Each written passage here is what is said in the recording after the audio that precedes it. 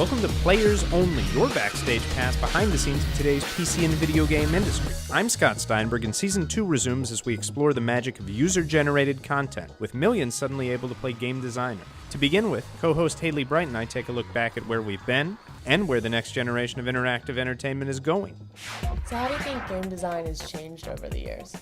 Well, I think now there's a lot more platforms, and with the internet there's also sort of a greater diversity of games and game styles. We're also starting to get sort of a much wider audience. You know, if you were to go to the average college kid 15 years ago and ask them about game design and say, hey, what do you think of video games and art? They kind of look at you cross-eyed. And I think these days, everybody really understands that it's a significant art form. And so you see people doing incredible things with it, from really small scale artistic projects to these kind of mega blockbusters. At the start of the industry, you were very much making games for yourself as a creator, and typically your teams would be 1, 2, 3, 4 people. Maybe that evolved over one generation to double that number and then double again and double again. Now you're looking at multidisciplinary, specialized teams of hundreds of people working in distributed environments worldwide. It used to be, a couple guys hanging out in the basement, copying floppies and everything like that and selling them out, out of their parents' house and everything. And now we're at the point where you get teams that are anywhere from, 50 to 100 to 200, 300 people. No one person is going to be able to bring it all, because these type of games are getting just way too big for any one person to bring it over the finish line anymore. With all the technology available to us now, almost anything seems possible, which means that there's a lot of work to put into the game design to be able to make these huge games. And that requires incredibly intelligent management, excellent tools, as well as just great thinking about how you're going to build the game start to finish, scheduling and whatnot, and then hyping the heck out of it. So it's a lot of risk, but the rewards are potentially great. And apparently, there's no greater reward than a tale well told, or at least that's what the experts insist. The most overrated thing, I think, right now in gaming is graphics. And I like fantastic graphics, but that's not what makes the experience for me. It's the thing that polishes the experience for me. And I think the most underrated thing, in my mind, is story. In the early days, it was definitely the adventure field that was setting the bar for storytelling in games. And then, kind of interestingly, other genres, to the point where virtually every genre began to incorporate storytelling elements. I'm just incredibly not a fan of first-person shooters, so normally I would never even pick one up.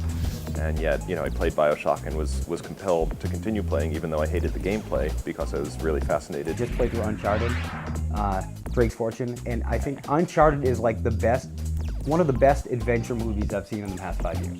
And I'm proud to say that it's a game. If you look at Metal Gear Solid, that was more like a movie than it was a video game, because you were spending half the time watching these beautiful, highly detailed cutscenes. So I think it's what's happening is a lot of designers are borrowing from those traditional mediums. Video games mainly influenced by film and novels and comics. So these media were all passive media. That's why we say storytelling. But I think video game as interactive media is more about story experiencing. There are a few challenges with writing for an interactive medium. There's obviously at least one character that you pretty much don't get to control because the player's going to be in there.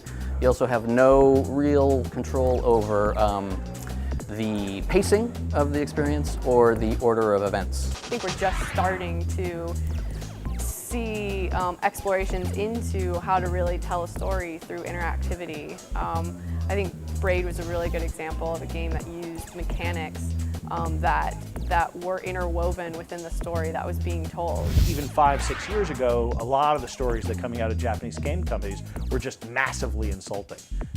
And so I think that we as an industry owe it to our fans, who are getting older as well all the time, to give them more mature stories. And when I say mature, I'm not talking about profanity or sex or drugs, but just smarter stories. Where's the Aaron Sorkin of gaming? Good question, but why is everyone so excited about ripping the tools out of pros' paws and putting them in players' hands? User-generated content really is an incredibly exciting new area for games. The fact is, just like journalism has been reinvented, just like publishing has been reinvented, Music has been reinvented by, you know, all of these MySpace bands and so on. That's user-generated content. We're all users, right? We all make things. It's just that we're privileged users. We happen to have a publisher.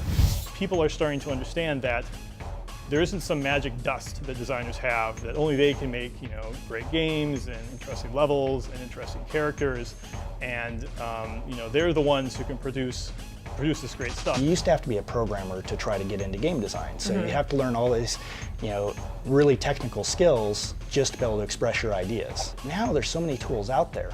You know, you can, like, we have a great editor for Warcraft 3. And, you know, there's all kinds of art already in there and it's already been programmed, so game designers can really just take that editor and start making maps. We've kind of gotten over the technology hurdle. Like we figured out how to make a whole bunch of different experiences.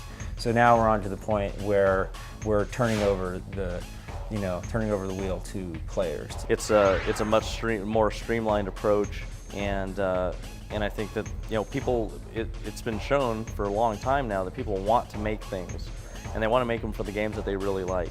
Everybody wants to be, you know, have their legacy in life, and, you know, games and creating bits of the games or items or levels within a game gives people the opportunity to. And what's happening with the whole user-generated content revolution in all forms of media is that the web is enabling distribution for these garage projects. And what we're finding is often genius. When the community's members are creating the content, it's a draw for more community members. And a company cannot compete with the amount of content that a community can create. There's tons of levels that you'll see on Little Big Planet, or, you know, for games that I've worked on, various Civ 4 mods that, you know, we just could have never made ourselves. We couldn't have put the time into it, or, you know, they're blatant copyright violations or whatever. What it really does is allow fans to become more involved in the game making process, and acts as a great recruiting tool for finding that next, you know, set of talent. That if you've made a great level on Little Big Planet, hopefully someone somewhere at a developer is calling you up and saying, you know, hey, look, we love what you did with these levels that you made on Little Big Planet, and we'd really like to offer you a job. Sweet. We love gainful employment, but the bigger question here is, where's the field of game design ultimately headed, and how to make a go of it? Successful game designers going forward are going to be the ones who listen to their fans and who also have the ability to work with a team. So these are some of the things that have evolved maybe over the industry over the last 20, 30 years since people started making video games. To counter that, there's also the evolution of the small games, again, which is really exciting. You look at what's going on in the social networking apps and iPhones and other distributed environments where you can get back to that small team feel, where you have a very small team that's making games, but they're still making them for their audience of fans. What excites me the most now is what you can do, you know, with online stuff on the web, stuff on the iPhone, stuff that is constantly changing, you know, getting away from retail box games and getting more towards services. But, you know, the standard box model isn't going anywhere either. I don't necessarily think the future is having, you know, Hollywood guys come in and try to make games, because I've seen that fail more than succeed. But I think what you're going to see is people that work in the games industry up their skills to the level that Hollywood expects. I think that the industry has gotten sufficiently large that it's attracting people who might otherwise have been, you know, engineers or doctors or lawyers, and who say, this is a great profession and something I want to do. So I think we're at the beginning of a game renaissance that is going to just balloon beyond people's imagination. And as for us, we're just getting started. We'll see you next week as Season 2 continues on Players Only.